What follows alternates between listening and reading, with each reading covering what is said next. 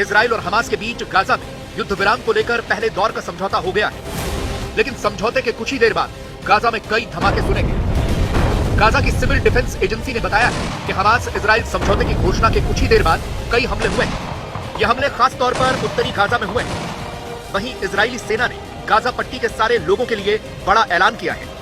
उसने कहा है कि गाजा के उत्तर का इलाका अब भी खतरनाक युद्ध क्षेत्र माना गया है। उसने ये भी कहा है कि गाजा सिटी को इजरायली सेना ने घेर रखा है, वहां लौटना बेहद खतरनाक है।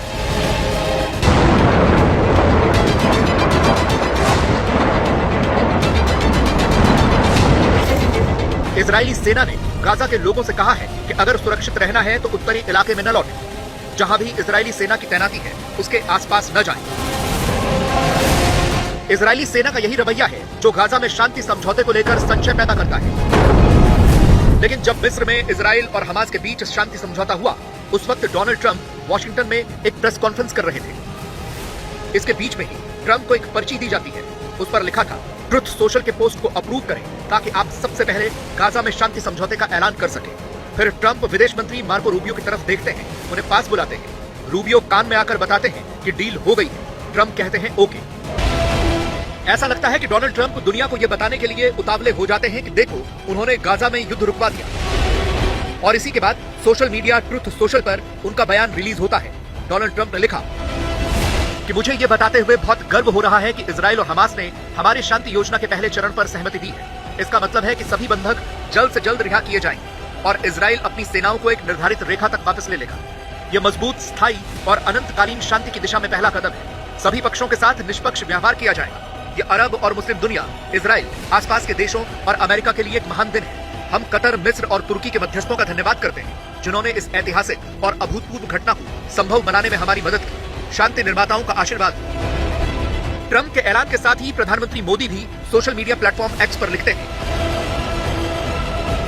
कि हम राष्ट्रपति ट्रंप की शांति योजना के पहले चरण पर हुए समझौते का स्वागत करते हैं। ये प्रधानमंत्री नेतन्याहू के मजबूत नेतृत्व का भी प्रतिबिंब है। उन्होंने कहा, हमें उम्मीद है कि बंधकों की रिहाई और गाजा के लोगों को मानवीय सहायता पहुंचने से उन्हें राहत मिलेगी तथा स्थायी शांति का रास्ता खुलेगा।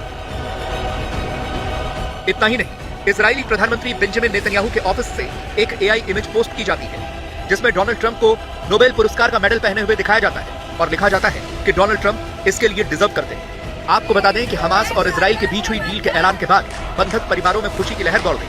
उन्होंने ट्रंप से फोन पर बात कर उन्हें धन्यवाद दिया। वाणिज्य मंत्री हार्वर्ड रुटिंग ने यह बातचीत करवाई।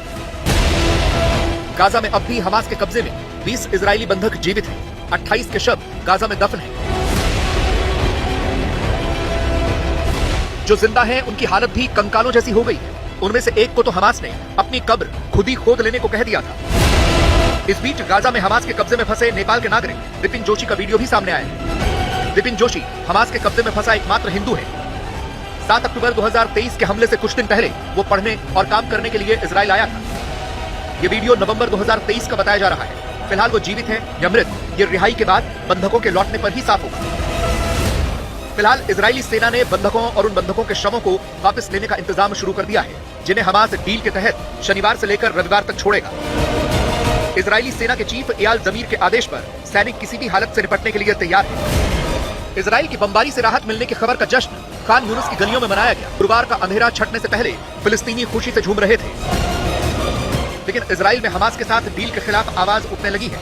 नेतन्याहू सरकार में वित्त मंत्री बेजलेल स्मोट्रिच ने कहा है कि वो ट्रंप के गाजा शांति समझौते के पक्ष में वोट नहीं करेंगे।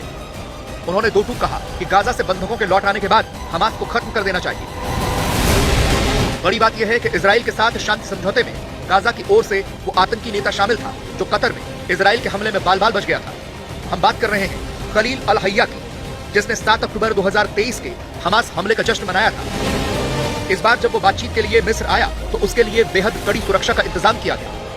मिस्र की जनरल इंटेलिजेंस सर्विस GIS एक एलीट यूनिट की मदद से उन्हें सुरक्षा दे रही थी, जिन्हें आतंकवादी विरोधी ऑपरेशन की खास ट्रेनिंग दी गई है। इसके अलावा उन्हें बड़े सरकारी मेहमानों की सुरक्षा का जिम्मा भी सौंपा जाता है। यहाँ पहुंचे हमास दल का नेतृत्व खलील अल हय्या ही कर रहा था। यहाँ तक कि जब वो हमास की शर्तों को लेकर इंटरव्यू दे रहा था, उस वक्त भी उसके चारों तरफ मिस्र की GIS यूनिट के जवान तैनात थे। आज तक ब्यूरो।